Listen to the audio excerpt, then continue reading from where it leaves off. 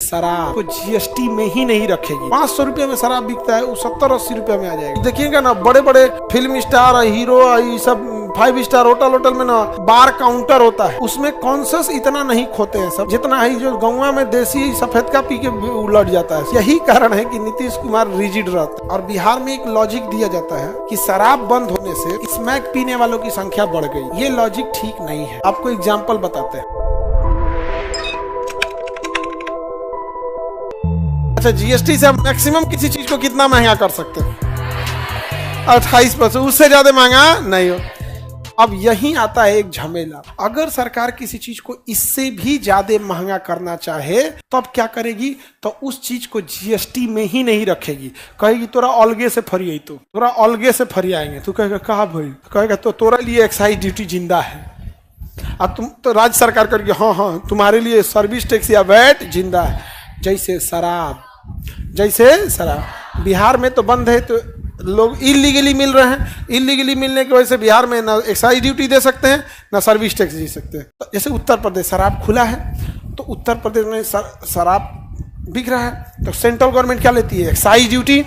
और state government क्या लेती है? वैट या सर्विस टैक्स। वैट या सर्विस टैक्स। और शराब पीने वाले की कोई कमी नहीं है, पी के उल्टल है पूरा भयानक लेवल पे। अब अगर जीएसटी लगाएगा तो 28% जीएसटी लगेगा, शराब आएगा 40-45 रुपये में। शराब कितना में आ जाएगा? 40-45 रुपये में। जो 500 रुपये में शराब बिकता है, वो 70-80 रुपये में आ जाएगा। तो शराब पीने वाला सब कितना खुश हो जाएगा सब। तो इससे तो शराब को बढ़ावा मिल जाएगा। लेकिन सरकार देखती है रुको, हर जगह समाज सेवा करेंगे तो कमाएंगे कहाँ से? इस शराब पिएगा, महंगा हो या सस्ता, एक 4 गुना महंगा करो तो 35 रुपया का शराब, 60 रुपया का शराब, उस पर एक्साइज ड्यूटी और सर्विस चार्ज लगा के ओकरा 400 कर देता है। कितना कर देता है? अच्छा, तैयो पीता है। तैयो शराब पीने वाला क्या करता है? शराब पीता है। समझा गया? सरकार को शराब के मामले में एक चीज क्या है, देखो हम लोग शराब का विरोध किस बात पे करते हैं? वो पी के किडनी खराब करके मर जाएगा, इससे हमको कोई मतलब नहीं। सोच रहे 140 करोड़ जनसंख्या है और तुम पी के मरे हो, कोई महात्मा नहीं हो। समस्या ये है कि शराब पी के जो गाली गलौज करता है, प्रॉब्लम उस गाली गलौज से है। और चिल्ला चिल्ला के गाली गलौज करता है, सब मोहल्ले में दिक्कत होता है। इस गाली गलौज से दिक्कत है।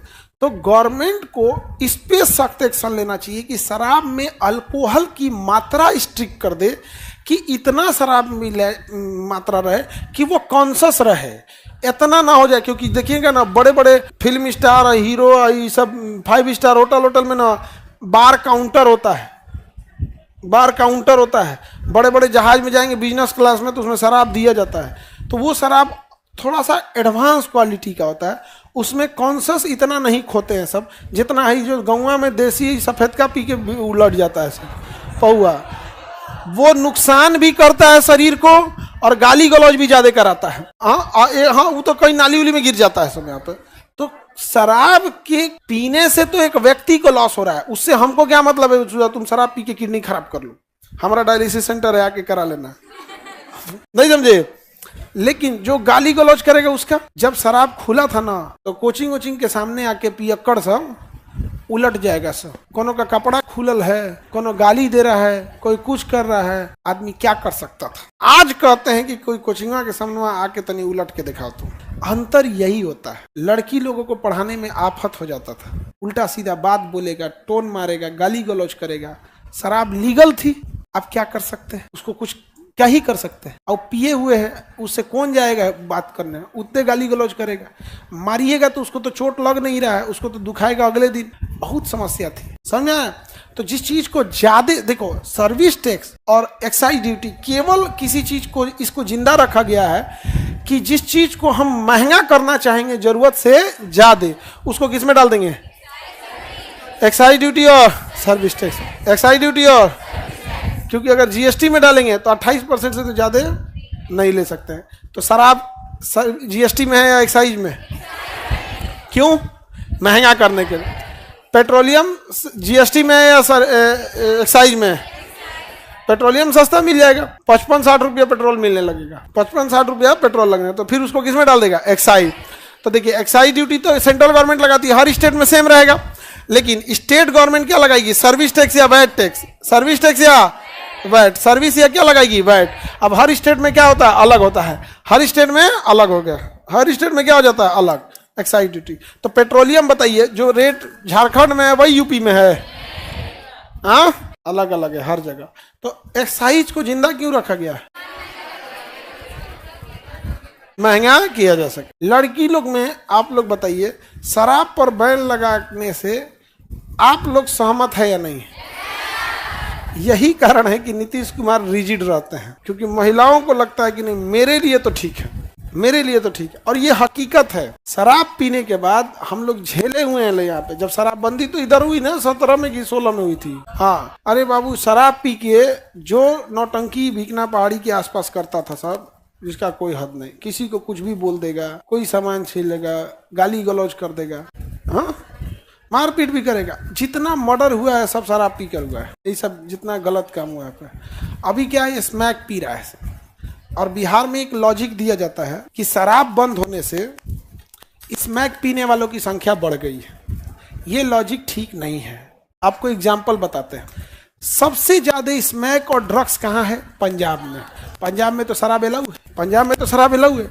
यहाँ लॉजिक दिया जा रहा है चूंकि शराब बंद है इसलिए ड्रग्स पी रहा है। तो भैया पंजाब में तो शराब एकदम लीगल है, वो तो वहां पे कोई दिक्कत नहीं है, इजीली अवेलेबल है वहां पे, तो वहां तो ड्रग्स नहीं होना चाहिए। सबसे ज्यादा ड्रग्स कहाँ है, वहीं।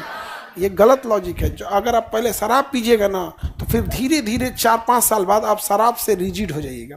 अब शराब का नशा आपको हल्का लगने लगेगा, अब आप कुछ एडवांस खोजिएगा, थोड़ा सा क्या खोजिएगा, एडवांस, तब आप जाइएगा ड्रग्स पर, अफीम पे, इस सब पे जाइएगा। जो शराब नहीं पिया है ना बाबू, उसके सामने जो खैनी नहीं खाया उसको खैनी खिलाओ, चक्कर आने लगेगा उसको, वो क्या ड्रग्स करेगा, वो ड्रग्स कहाँ लेके जा पाएगा, वो तो खैनी नहीं बर्दाश्त कर पा रहा है। हाँ ड्रग्स, अफीम की जो खेती होती है वो लाइसेंस दे के खेती किया जाता है और उनको फिक्स होता है कि इतने एरिया पे करना है। एक एक्साइज डिपार्टमेंट से आदमी आता है इंस्पेक्शन करने के लिए और वो सारा सामान खरीद के सरकार लेके चल जाती है उससे दवाइयां बनाने के लिए।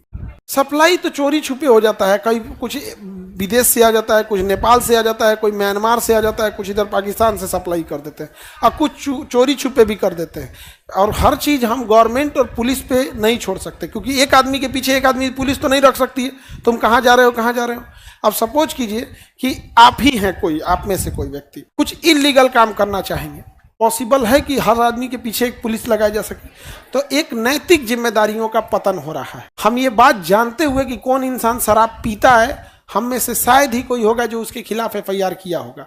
ये जानते हुए कि यहाँ शराब या गांजा या चरस, हीरोइन, ड्रग्स बिकता है, लेकिन शायद ही कोई कंप्लेन किया होगा। हर इंसान के पीछे पुलिस नहीं घूम सकती है। दूसरा, एक पुलिस के लिए मर्डर केस ज़्यादा जरूरी हो जाता है कि शराब पीने वाला, मर्डर केस वाला, और हमेशा कुछ ना कुछ होते रहता है। तो हम नैतिक जिम्मेदारियों से भाग नहीं सकते। सपोज आप ही विद्यार्थी अपने बैग में एक शराब का बोतल लेके अगर निकलोगे तो क्या लगता है पुलिस सड़क पे रोक रोक के सबका बैग चेक करेगी? तो जिसके में है तो कोई दिक्कत नहीं, तो पकड़ा जाएगा, जिसके में नहीं है वो पुलिस से सवाल उठाएगा। अंग्रेजों का शासन है, ब्रिटिश रूल चल रहा है, सबका बैग चेक करोगे, तुम होते कौन हो, हम आजाद हैं, आर्टिकल 21 का उल्लंघन है, बेचारा पुलिस शांत हो जाएगा।